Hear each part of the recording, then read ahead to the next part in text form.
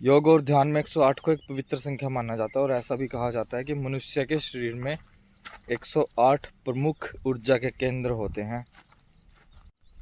और ऐसा भी कहा जाता है कि 108 बार किसी भी मंत्र का जप करने से उसकी पूर्ण रूप से शक्ति आपको प्राप्त हो जाती है। और वैदिक काल में ऋषि मुनियों ने साधना कर कर 108 संख्या को ब्रह्मांड की गतिविधियों से भी जोड़ा है। जैसे 27 नक्षत्र और 4 चरण होते हैं, तो इनका गुणा करने पर फल 108 प्राप्त होता है। और वेद पुराणों में ऐसा भी देखा गया है कि जो प्रमुख देवी देवता हैं उनके अक्सर नाम 108 की संख्या में ही ज़्यादातर प्राप्त होते हैं। वैसे तो 1008 की संख्या में प्राप्त होते हैं, पर ज़्यादातर देवी देवताओं के नाम 108 की संख्या में ही मिलेंगे आपको। इसका एक मुख्य कारण ये भी है। और आपको एक और बात अनोखी मिलेगी कि सूर्य से पृथ्वी की दूरी सूर्य के व्यास का 108 है, और ऐसे ही चंद्रमा से पृथ्वी की दूरी चंद्रमा के व्यास का 108 है।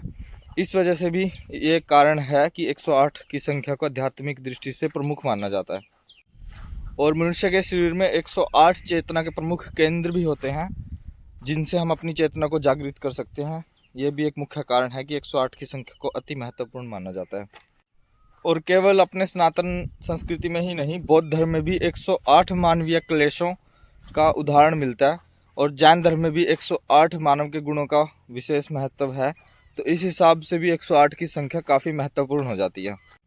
तो 108 कोई केवल संख्या ही नहीं, ये आध्यात्मिक दृष्टि से और ब्रह्मांडीय दृष्टि से, खगोल शास्त्र और ज्योतिष शास्त्र और योग की दृष्टि से अति महत्वपूर्ण संख्या बन जाती है, जिसका हमारे जीवन में मुख्य प्रभाव पड़ता है। तो 108 की संख्या में इसलिए आपको मिलेगा। अक्षर की माला के जो मनके होते हैं वो भी 108 की संख्या में होते हैं। और इसके और भी काफ़ी मुख्य कारण हैं, आप कमेंट कीजिएगा तो मैं वो भी बता दूंगा जो इसके मेन मुख्य कारण है। ये तो इसके प्रचलित कारण हैं।